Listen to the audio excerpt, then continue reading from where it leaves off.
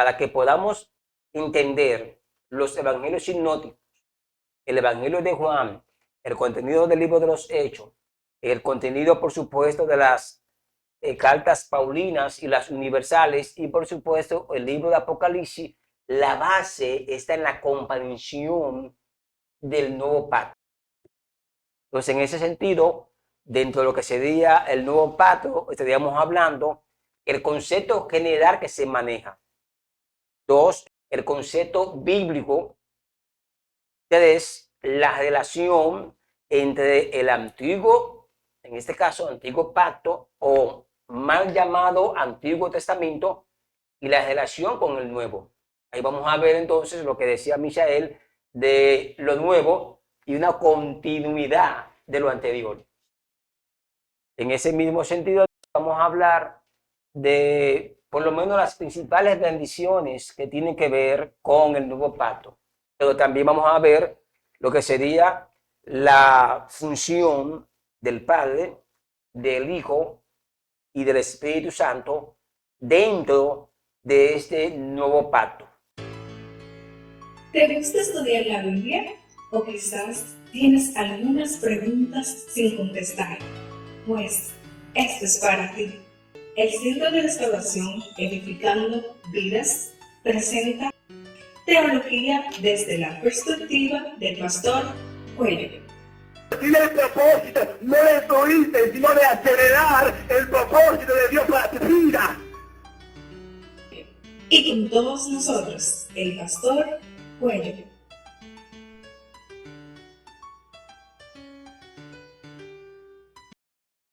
Qué bueno es el Señor,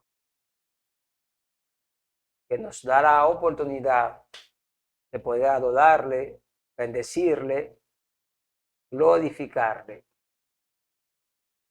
Así que vamos a iniciar con una oración, como siempre, implorando la dirección, la guianza de nuestro Señor. Aleluya.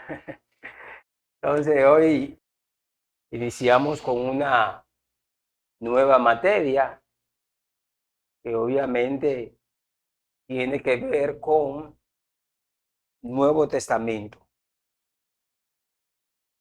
Antes de iniciar con los temas que vamos a trabajar en relación a esa materia, cuando ustedes escuchan Nuevo Testamento, ¿en qué piensan? Nuevo Testamento me hace entender como algo nuevo, pero continuo de lo viejo. Algo nuevo y Pero continuo. continuo de lo nuevo, como esa combinación. Es nuevo, como dice Michael. Va a venir como otro tiempo, algo que va a transformar. Todas las materias tienen su importancia, porque cada una de ellas hace su aporte a la formación teológica del estudiante, pero esta materia tiene que ver con la identidad, dos, la naturaleza, y tres, la base de la iglesia.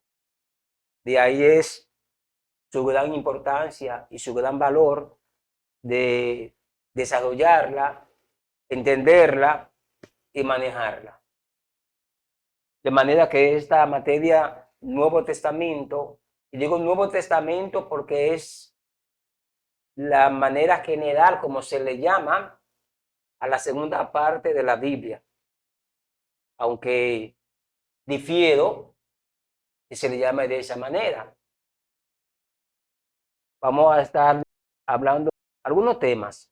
En ese sentido, por ejemplo, estaremos viendo, por supuesto, no en la noche de hoy, sino en todo el trayecto de esta materia. Número uno, vamos a ver lo que sería el nuevo pacto. Dos, el tiempo del silencio. Tres, estaremos hablando de lo que serían las sinagogas. Cuatro, templo. En este caso hablo del templo que reconstruyó Herodes, el que hizo Zorobabel, que luego entonces Herodes lo reconstruye. Luego estaremos viendo lo que serían los macabeos. Y cuando hablemos de los macabeos vamos a a tocar un dato interesante. Vamos a hablar de la profanación que hace Antíoco Epifanes IV.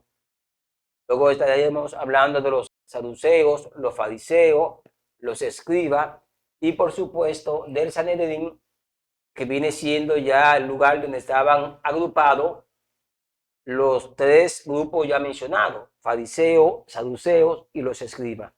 Entonces luego vamos a estar hablando de lo que sería los evangelios sinópticos, en este caso Mateo, Marcos, Lucas, luego el evangelio de Juan, porque el evangelio de Juan no está incluido dentro de lo que son los evangelios sinópticos, como es el caso ya mencionado de Mateo, Marcos y Lucas. Luego estaremos hablando de lo que sería el libro histórico, que de hecho es el único libro histórico que tiene el Nuevo Testamento, hablando del libro de los Hechos. Estaríamos dando algunas pinceladas, resaltando algunos puntos importantes, lo que serían las epístolas paulinas, las universales, y cerraríamos con el libro de Apocalipsis, que es el libro, en este caso ya como tal, el único libro profético que tiene el Nuevo Testamento. Eso no quiere decir que los demás libros no contengan dentro de su contenido algunas profecías. De modo que eso es lo que vamos a ver durante toda esta materia llamada Nuevo Testamento. Pero hoy vamos a concentrarnos en lo que sería únicamente el Nuevo Pacto. Es muy probable que no concluyamos con ese tema en el día de hoy. De manera que vamos a tener una primera, segunda parte y tal vez una tercera parte.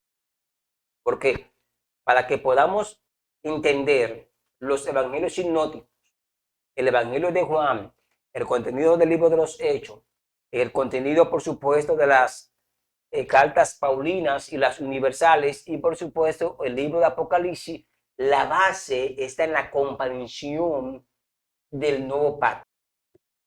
Entonces, en ese sentido, dentro de lo que sería el nuevo pacto, estaríamos hablando el concepto general que se maneja. 2, el concepto bíblico.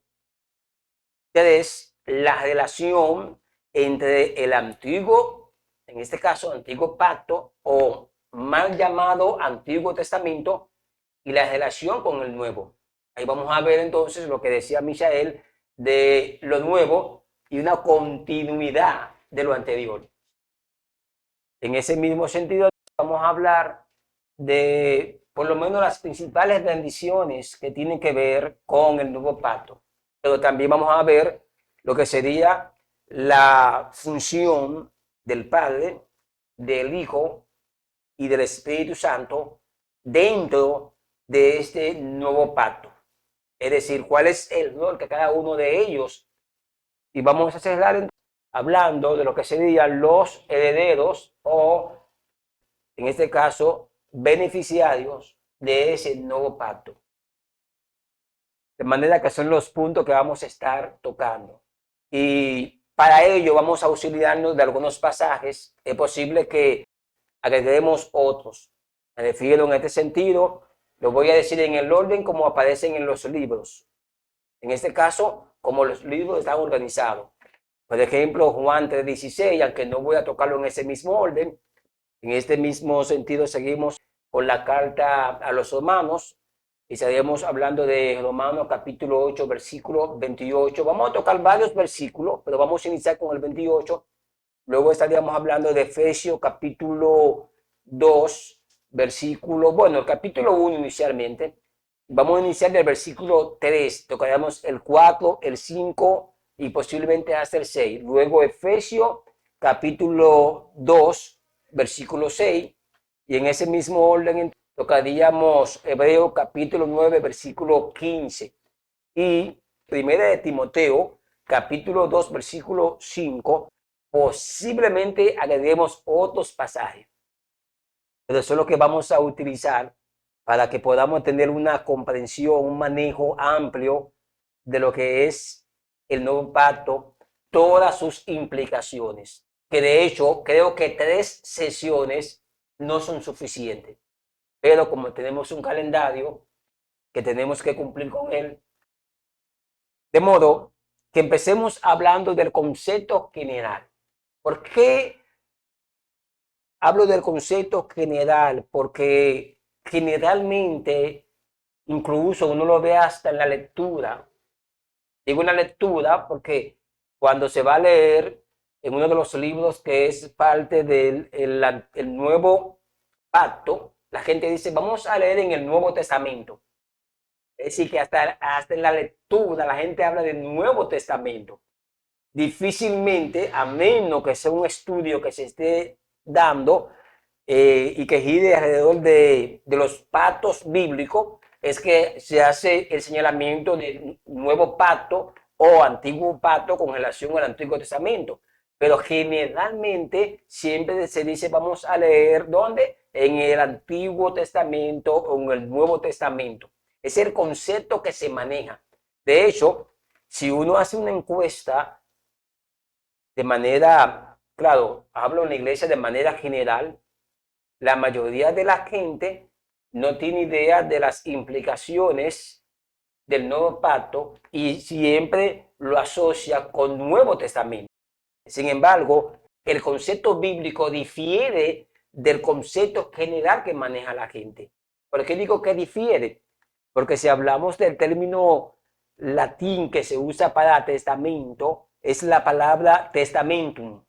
Explicamos cuando hablamos del Antiguo Pacto, que hablábamos que en hebreo es la palabra berit, decíamos que guarda una gran diferencia, pero retomando la palabra testamentum, es un término legal que se utiliza, donde se habla de varios elementos, se habla de un testamento, que es la última voluntad del testador. El testador es el que hace el testamento y dentro del testamento, entonces el testador coloca algunos herederos o beneficiarios y los bienes que ellos van a adquirir. Pero ¿cuál es el asunto? Que legalmente o el testamento tiene legalidad cuando el testador muere. Entre tanto, el testador está vivo. Entonces el testamento no tiene todavía legalidad como tal, porque de ahí es que viene la idea de un testamento, que entra en función cuando muere el que hace el testamento. Sin embargo, cuando uno hace una comparación en el término bíblico, es todo lo contrario. ¿Por qué todo lo contrario? Porque la palabra en este caso, hice mención, fue de la palabra hebrea, pero aquí estamos hablando ahora del Nuevo Testamento o Nuevo Pacto, debo decir. Entonces, la palabra griega sería diateki, que es la que guarda relación con la palabra hebrea berit, que tiene que ver con qué, con pacto, acuerdo, alianza. Pero, ¿por qué digo que mucha la diferencia entre el concepto general de testamentum y el concepto bíblico? Porque en el concepto general, hablando de testamentum, tenemos un testador, el que hace el testamento. Él es el que muere posteriormente para que él mismo tenga legalidad. Sin embargo, en el contexto bíblico tenemos un escenario muy distinto, porque tenemos ahora al Padre, pero el Padre es el que hace ¿qué? Si podemos tomar el término prestado, es el que hace el testamento. Entonces, el testamento sería en este contexto la Biblia, pero hay un detalle, que Cristo, que es el Hijo, es el mediador, pero el testador haciendo una similitud, un paralelismo entre los elementos que tiene la palabra testamentum con el nuevo pacto. Entonces, ¿cuál es el detalle? Que el que muere en este caso es el Hijo, de manera que bíblicamente no es aplicativo el término de testamentum a nuevo pacto. Bíblicamente no es aplicativo, porque reitero, dentro del nuevo pacto, ¿quién es que pacta con la humanidad? ¿Quién es que pacta con el hombre? Es el Padre, no es Cristo. De hecho, 1 de Timoteo, capítulo 2, versículo 5, se presenta a Cristo como el mediador. En Hebreo 9:15 también se presenta a Cristo como mediador. ¿Qué implica esto? Que Cristo es el que muere, En el testamentum, hablando del término latín, Sí. el testador es quien muere, de manera que no hay forma alguna de aplicarle los elementos de testamentum al nuevo pacto. Aunque claro está que de manera general la gente habla del Nuevo Testamento y Antiguo Testamento. Pero reitero, bíblicamente no es aplicativo, aunque obviamente esto la gente seguirá usándolo de todo modo. Pero para fines teológicos y fines de formación no es aplicativo. Lo ideal sería cuando estemos hablando de las dos sesiones de la Biblia que hablemos, en este caso, de Antiguo Pacto y Nuevo Pacto, no de Antiguo Testamento y Nuevo Testamento. Porque reitero, no hay forma de conciliar los términos. Hablemos de las funciones de cada uno de los actores del nuevo pacto. Y eso incluso nos va a ayudar a tener una mayor comprensión de que no es posible, a la luz de la naturaleza de los pactos en la Biblia, aplicarle el término latín. Iniciemos con la figura del Padre, porque los actores del pacto, de un lado tenemos al Padre, tenemos al Hijo, tenemos al Espíritu Santo y cuarto, tenemos los beneficiarios. Ustedes dirían, pastor, pero usted no mencionó a los ángeles. Es que los ángeles no son parte del pacto. Una cosa es que lo veamos como servidores, que de hecho Hebreo lo presenta como servidores, como ministros que están al servicio del pueblo de Dios. Incluso que lo veamos hasta, en cierto modo, actuando.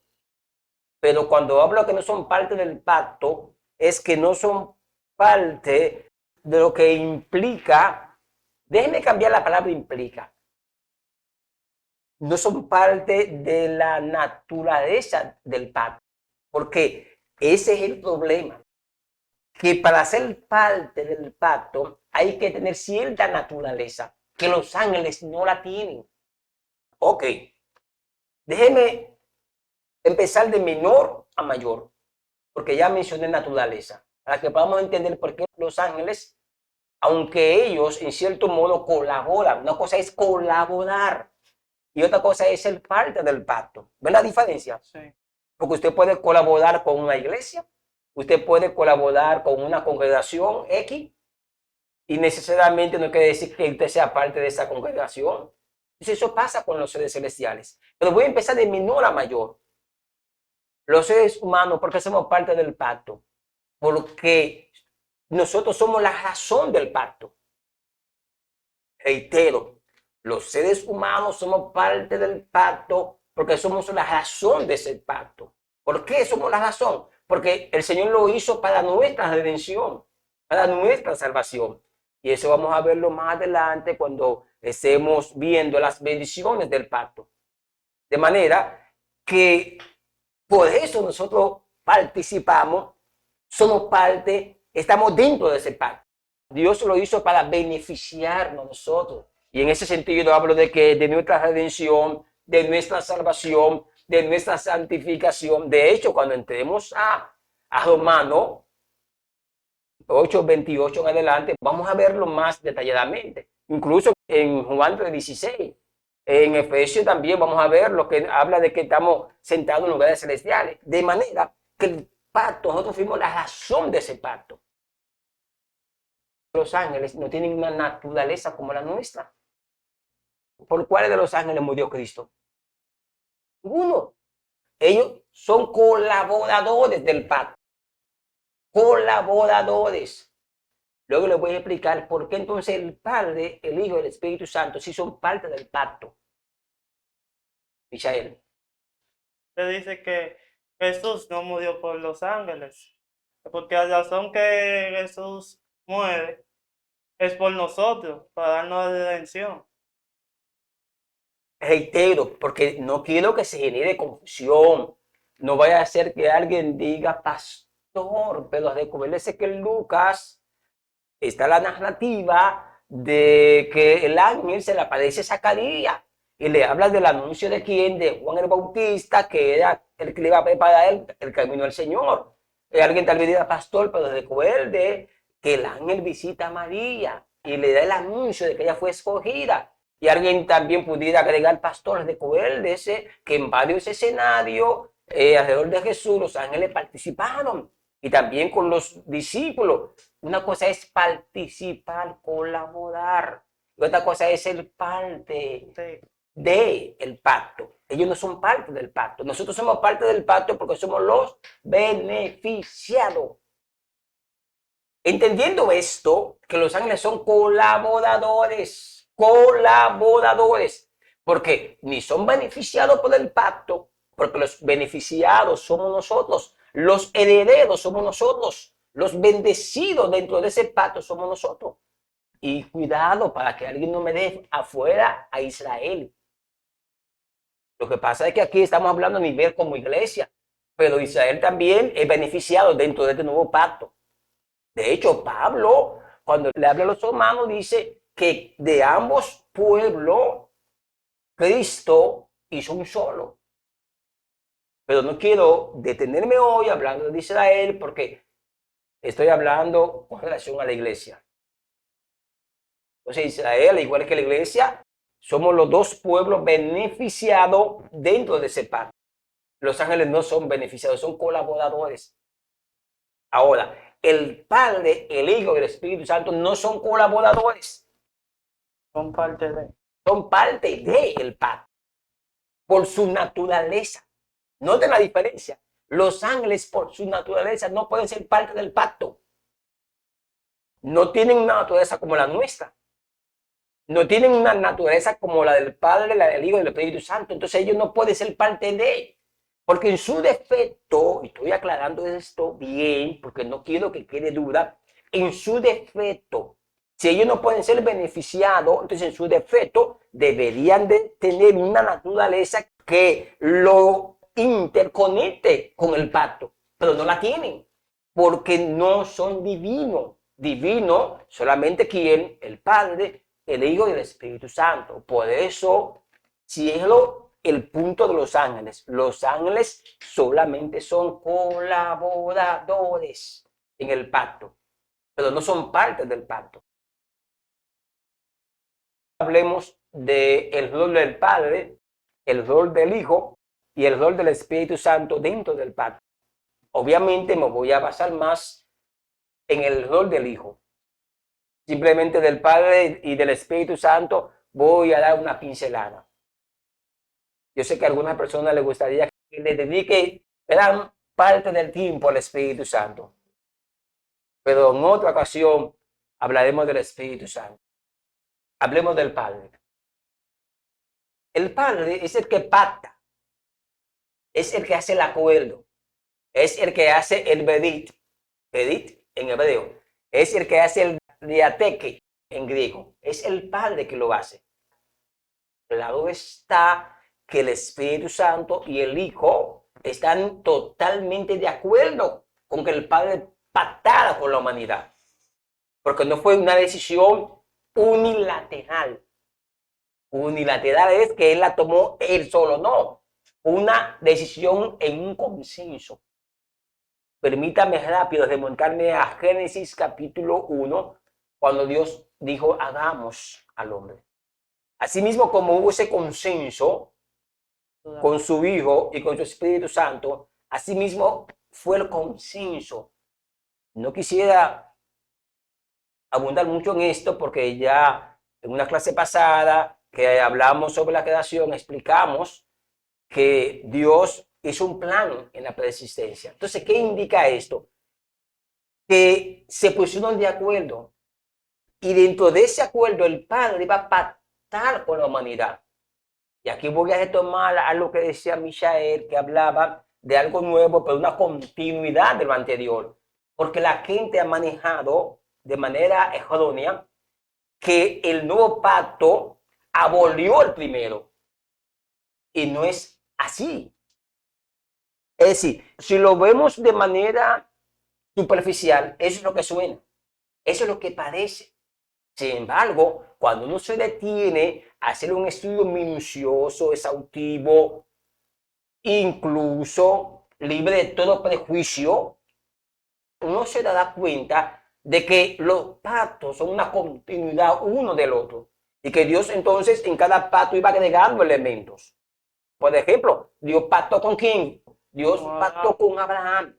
Y a partir de Abraham, Dios empezó a agregar elementos y a darle continuidad al pacto.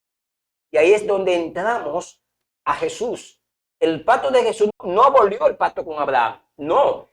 Le puso el sello, lo perfeccionó, lo que le faltaba. Entonces el Padre lo complementa con Jesús. Es la gran diferencia.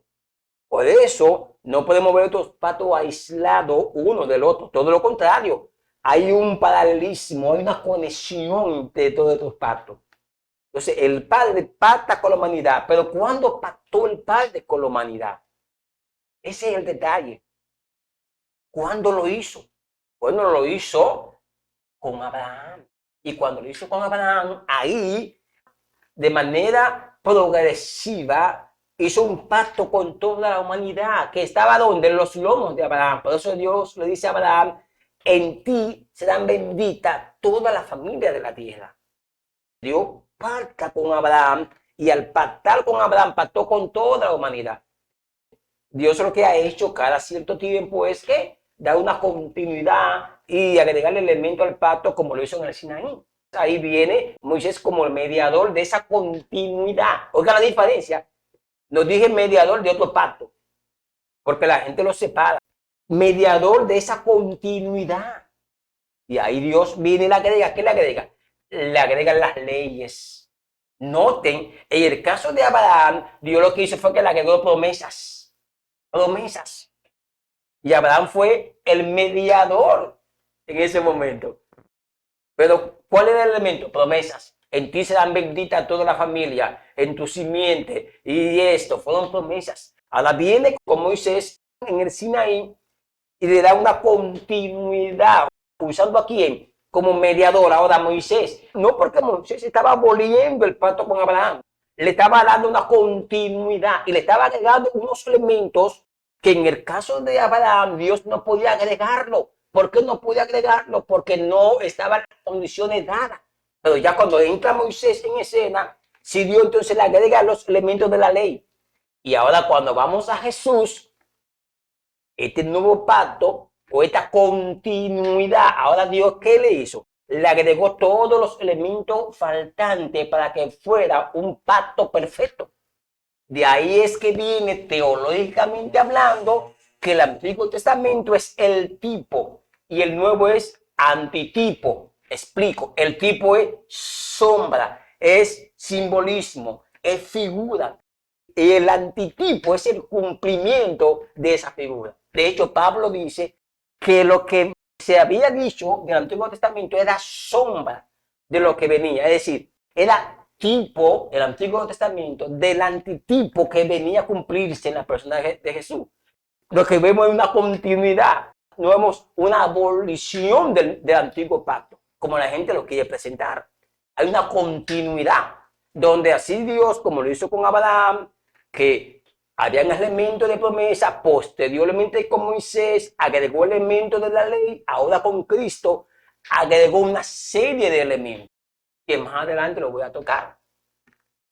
Pero después de Cristo no existe otro pacto. ¿Por qué? Porque con Cristo el Padre lo perfeccionó. Hay un pacto perfecto. Y esa perfección es continua. ¿De qué detalle? Por eso no es que ahora en el milenio el Padre va a pactar con quién, si ya el pacto fue perfeccionado en la persona de Jesús. Por eso no hay una abolición como tal. Hay una perfección, que sería la palabra adecuada. Pablo decía, lo que se había dicho era sombra. Entonces, ¿qué vamos a hacer con esa sombra? Por ejemplo, por mencionar ya algo más concreto, ¿qué vamos a hacer con el libro de Levítico? Porque para entender la obra de Cristo, hablando a nivel sacerdotal, y la obra redentora, su papel como redentor de la humanidad, su papel como sumo sacerdote, hay que leer Levítico, que leer acerca del sacerdocio en el Antiguo Testamento. No hay forma alguna de entender por qué Cristo es nuestro gran sumo sacerdote si no entendemos el sacerdocio del Antiguo Testamento o del Antiguo Pacto. No hay forma alguna. No hay manera alguna de entender el significado de la sangre de Cristo en la cruz del Calvario si no entendemos el significado de la sangre de los machos cabríos. No hay manera alguna de entender ese momento cumbre cuando Cristo muestra su sacrificio al Padre si no entendemos el día de la expiación, que una vez al año entraba el sumo sacerdote al lugar santísimo. Por eso que Pablo dice que eso era sombra de lo que venía, tipo de antitipo. Por eso no hay forma de separar, desvincular el pacto con Abraham, desvincularlo del pacto que Dios hace con Moisés o con Israel, teniendo a Moisés como mediador, y desvincularlo de Cristo. No hay manera. No hay forma alguna. Por eso que Pablo dice que Cristo tumbó la pared. Pablo no dice, no, Cristo abolió el pacto y ahora, no, él dice que de los dos pueblos hizo uno. De manera que ahora entendemos cómo fue que el Padre pactó con Abraham y a partir de Abraham le dio continuidad. La gente dice, no, porque el pacto davídico, hablando de David, sí, pero el pacto de David es una ramificación ¿de quién? Del pacto que Dios hace con quién, que Dios hace con Abraham, que lo confirma con quién, con Moisés en el Sinaí. Es decir, que el pacto con David no es un pacto aislado. De hecho, Dios le dijo en el pacto a David, ¿qué le dijo? Que se iba a sentar uno en el trono para siempre. ¿Y quién es ese uno? Jesús. Entonces, ¿cómo vamos a desvincular a Cristo también del pacto con David? Por eso es que el Padre es el que pacta, el que hace el acuerdo. Y ahora ustedes dirían, pastor, ¿y dónde entra el Espíritu Santo dentro del pacto? Ustedes han leído en Efesios capítulo 1, me gustaría buscarlo y leerlo. Yo le decía que se van a agregar algunos pasajes. Sí. Y yo creo que este es un pasaje que voy a tener que agregar. Efesios capítulo 1, ya a la altura del versículo 14. Hoy vamos a entender más ampliamente ese versículo. Dice Efesios 1, 14, que es la arras de nuestra herencia, que es las arras de nuestra herencia hasta la redención de la posesión adquirida para su gloria. Pero oiga lo que dice el 13, que es el versículo clave aquí. Efesios 1, 13. En él también vosotros, habiendo oído la palabra de verdad, el evangelio de vuestra salvación, y habiendo creído en él, oiga lo que dice, fuisteis sellados con el Espíritu Santo de la promesa, que es las arras de nuestra herencia hasta la redención de la posesión adquirida para el avance de su gloria. En otras palabras, uno de los roles que tiene el Espíritu Santo, ya le dije que el rol del Padre es pactar, ¿cierto? Así es. Ahora, el rol del Espíritu Santo dentro del pacto, obviamente, aquí quiero hablar del nuevo pacto, porque esos roles siempre han sido continuos en todos los pactos. Ojo con eso, ¿eh? Pero hablando del nuevo, uno de los roles del Espíritu Santo es que es el depósito. ¿Sabe lo que es un depósito? Es el que confirma que el Padre pactó contigo, pactó conmigo. Ese depósito, ese sello del Espíritu Santo en mi vida es lo que sella el pacto que el Padre ha hecho conmigo. Alguien diría, pastor, pero el pacto lo sella la sangre. Sí, pero que yo estoy hablando de propiedad, estoy hablando de un depósito. Estoy hablando que esa es la garantía. Es como cuando a ti te dicen, mira, eso es tuyo, pero mira, para que tú estés convencido de que yo hice un acuerdo contigo, mira, toma eso. Porque la función del Hijo es que nos hace apto para el pacto. Eso lo voy a tocar más adelante. Estoy diciendo que el Espíritu Santo es el depósito. Es mi garantía de que el Padre pactó conmigo. Porque su Espíritu habita en mí. Aparte de que el Espíritu Santo tiene otros roles dentro del pacto. Ese es el primero. El Padre te convertiste, pactó contigo. Ese es el depósito. Esa es tu garantía. Aquí no se trata de que tú sientas o no sientas. No. El Padre ha depositado en ti y en mí su Espíritu Santo. No importa que tú no sientas, que tú no brinques. Déjeme usar un término llano. Que tú no patalees, que tú no hables lengua, que tú no sientas fuego, que tú no sientas como ríos de agua viva. No, es que el Padre te depositó su Espíritu Santo como evidencia, como confirmación de que Él pactó contigo. Y si podemos mencionar así rápido, hay otro rol, santifica a la iglesia. Hay otro rol más, guía a la iglesia. Hay otro rol más, ayuda a la iglesia en su función, en su misión, en su tarea. Por eso hablan de los dones dentro del pacto. La gente generalmente lo que conoce, maneja los dones, la lengua y esas cosas, el fuego. Pero el rol del Espíritu Santo es más que las lenguas, más que el fuego, más que usarlo. Claro que esos elementos lo incluye, pero es más que eso. Más adelante vamos a dedicar una sesión hablando de todos esos roles que hace el Espíritu Santo dentro del nuevo pacto. Antes de pasar al Hijo, ¿tienen alguna pregunta? Todo claro, muy interesante. No, si tienen alguna duda o algún comentario, su momento. Empezó potente el Nuevo Testamento, el Nuevo Pacto.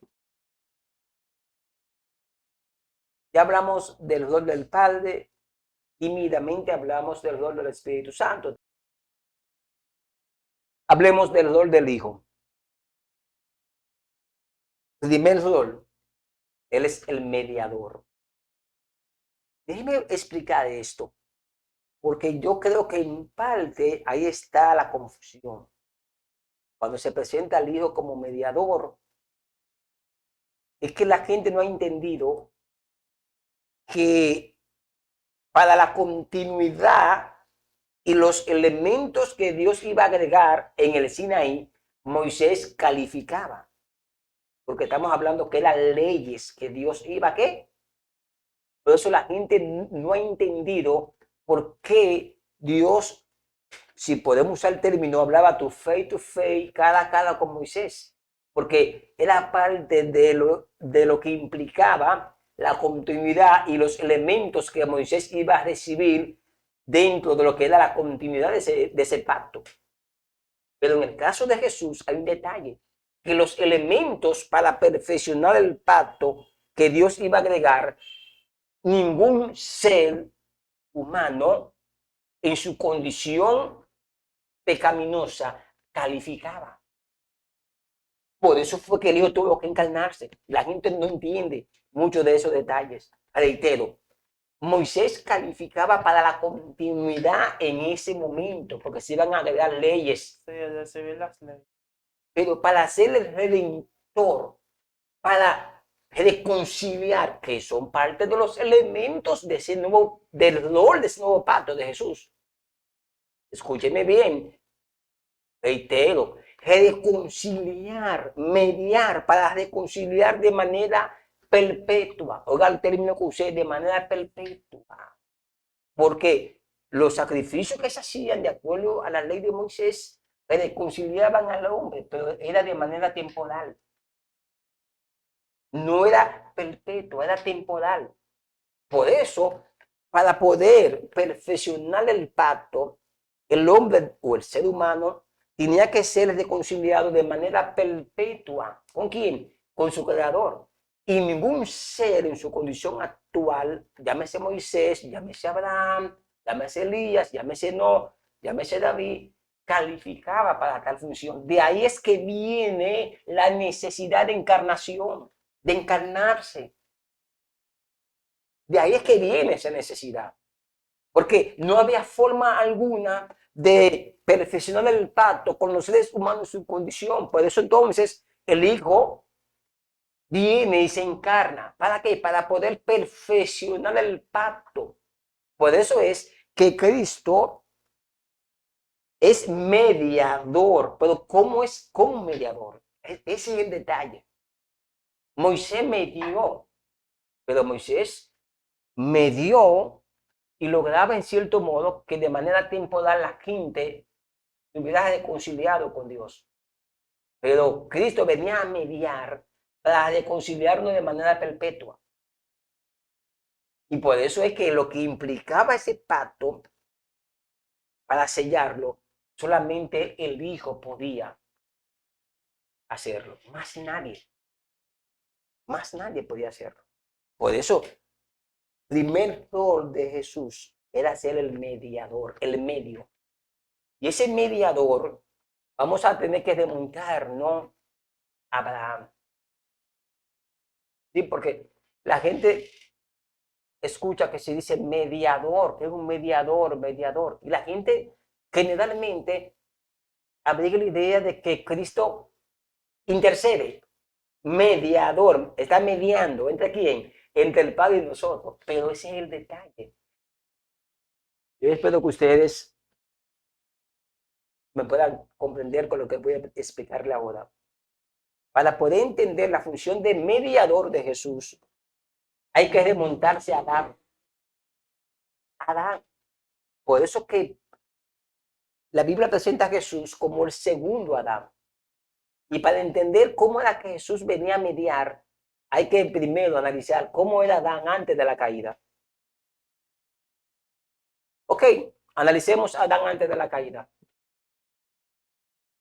Yo quiero que lo analicemos, pero leyendo Génesis capítulo 1,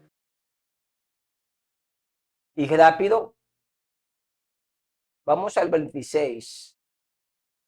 Dice, y entonces dijo Dios, hagamos al hombre a nuestra imagen conforme a nuestra semejanza, señoree sobre los peces del mar, en las aves de los cielos, en las bestias, en toda la tierra y en todo animal que se arrastra sobre la tierra. Señorear. Pero sigo leyendo el 28. Y los bendijo Dios. Y fíjense en qué consistió la bendición. Pero antes de bendecirlo, arriba dice que Dios le dijo a Adán que señoreara. ¿Cierto? Tengan eso pendiente, ¿eh? Luego, y los bendijo Dios y les dijo, fructificad, multiplicaos, llenad la tierra, sojuzgarla, señorear los peces del mar. Vuelve de nuevo en las aves de los cielos y en toda la bestia que se mueven sobre la tierra. Si uno lee el Salmo 8, habla algo relativo a esto, que el hombre era que la corona de toda la creación. Pero en el capítulo 3, de manera lógica, uno puede deducir que Dios hablaba con Adán, interactuaba con Adán, no como ahora, que ahora hay que esperar, uno le pregunta algo al Señor, hay que esperar 3 años para que nos traiga la respuesta. Pero según la narrativa del capítulo 3 del Génesis, se puede deducir que Dios interactuaba con Adán. Pendiente, ahora volvamos a Cristo. La función de Cristo que Moisés no podía hacer era restaurar nuestra relación. Escuchen bien lo que estoy diciendo. Restaurar nuestra relación a como era antes de la caída. Reitero.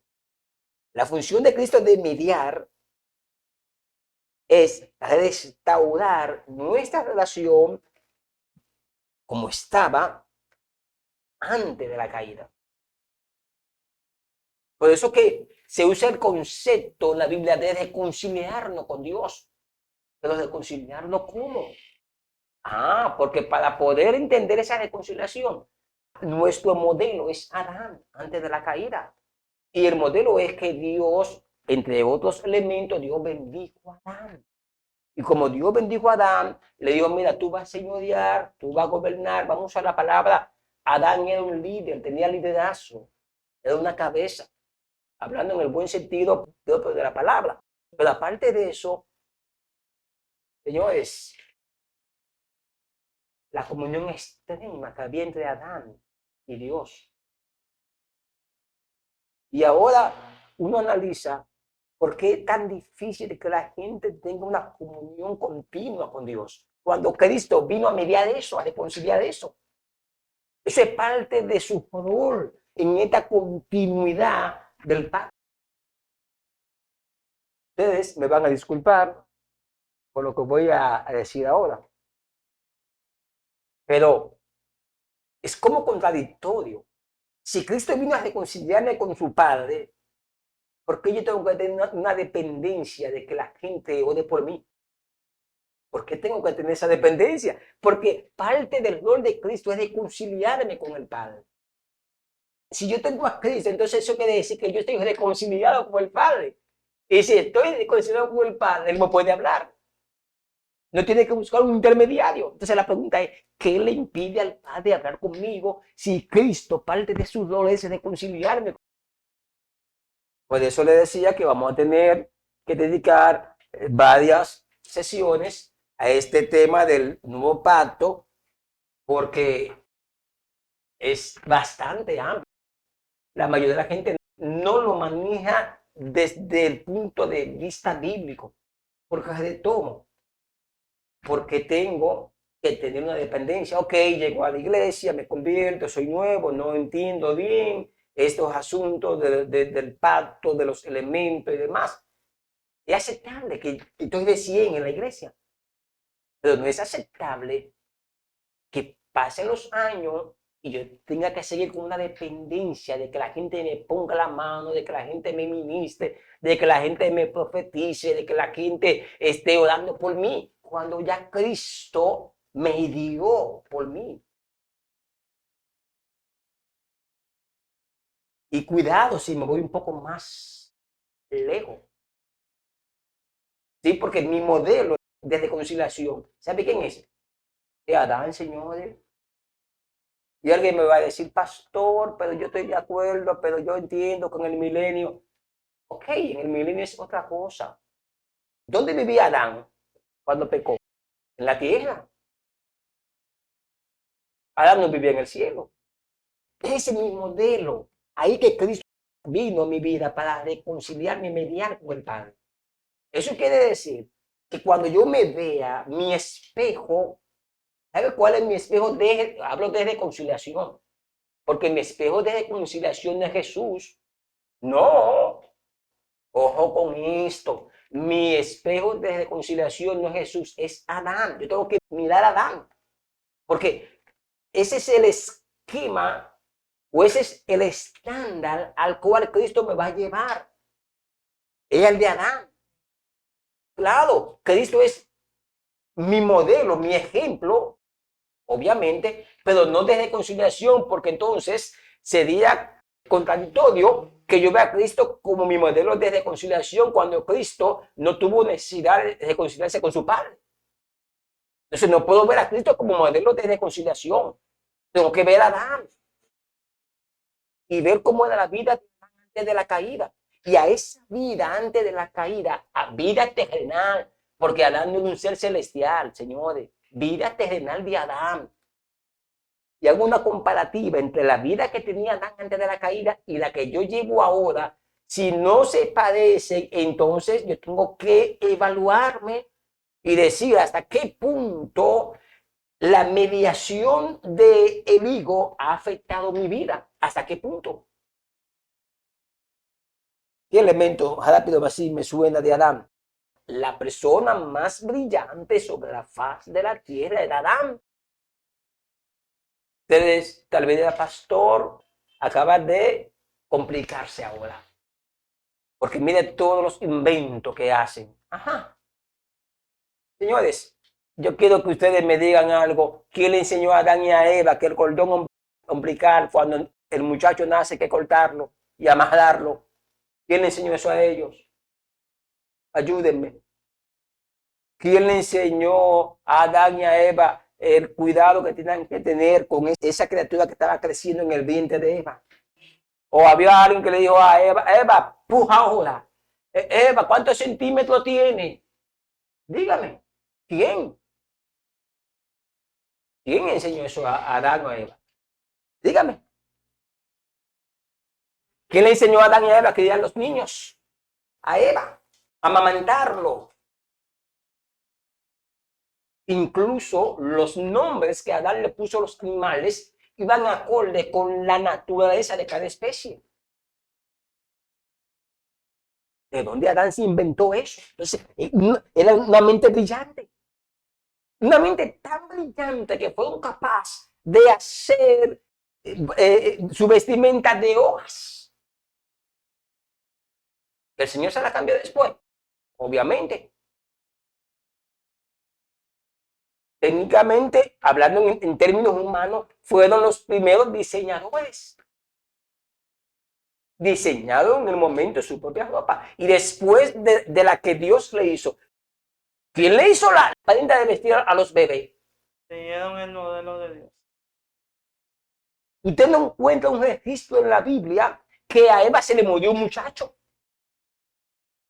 Y ahora con tanta tecnología se mueren constantemente. La tasa de mortandad, hablando de la muerte infantil, eso es alarmante.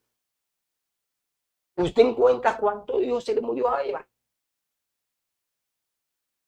Entonces, estamos hablando de mente brillante, de manera que Cristo vino a mediar eso. Usted me va a decir, pastor, entonces eso quiere decir que todo el que llega a la iglesia va a ser inteligente. No estoy diciendo eso, lo que estoy diciendo es que algo tiene que afectar en nuestra mente, en nuestro intelecto. Dios tiene que afectarlo, porque eso es parte de nuestra reconciliación. Yo he escuchado testimonios de gente que llegaron a la iglesia y no sabían leer. ¿Cómo aprendieron a leer? Leyendo la Biblia. El problema es que ahora estamos sacando a Dios de todo lo que es las bendiciones, de todo lo que hace Cristo como mediador. De hecho, muchas de las mentes brillantes, usted busca la historia y mucha de esa gente tienen afinidad con Dios. Eran personas que tenían cierto vínculo. Déjenme usar el término vínculos religiosos con el Señor.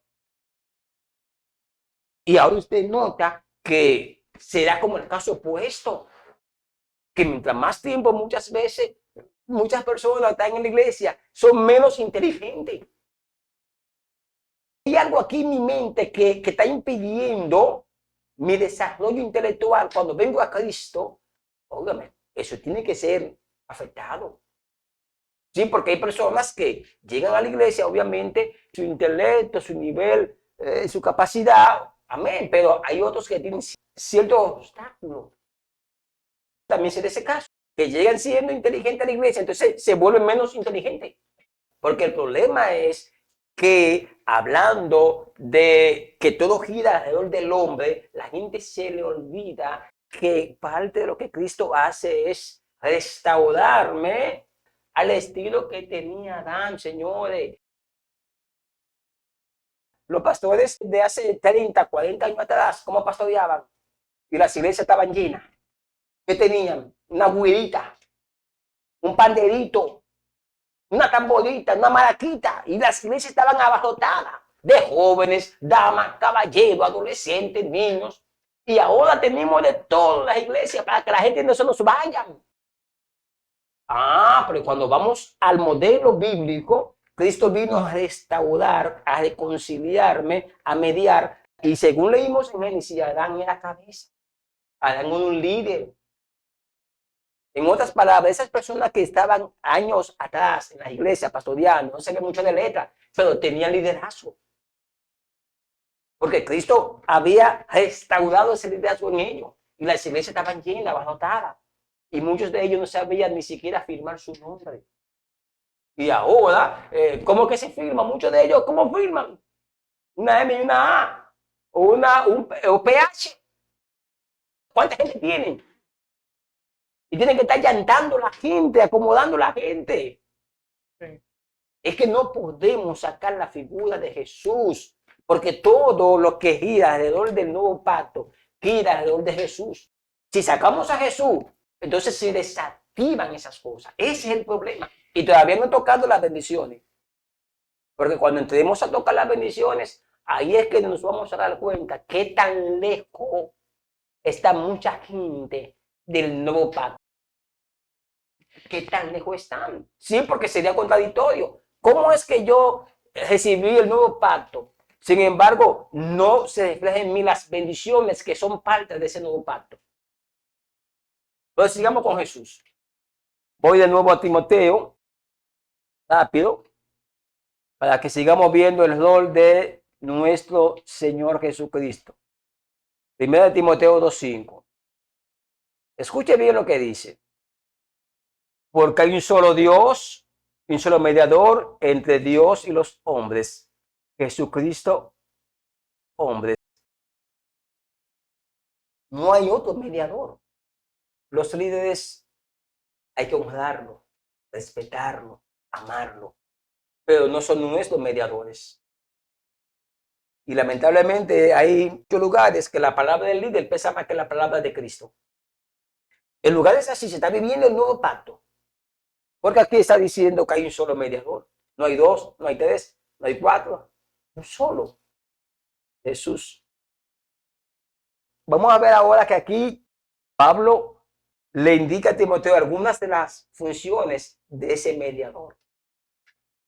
Yo creo que me voy a quedar solamente con este pasaje para el próximo lunes darle continuidad. Dice el versículo 6. El cual se dio a sí mismo en rescate por todos. Fíjense quién es que nos rescata. La palabra rescatar es porque estábamos perdidos.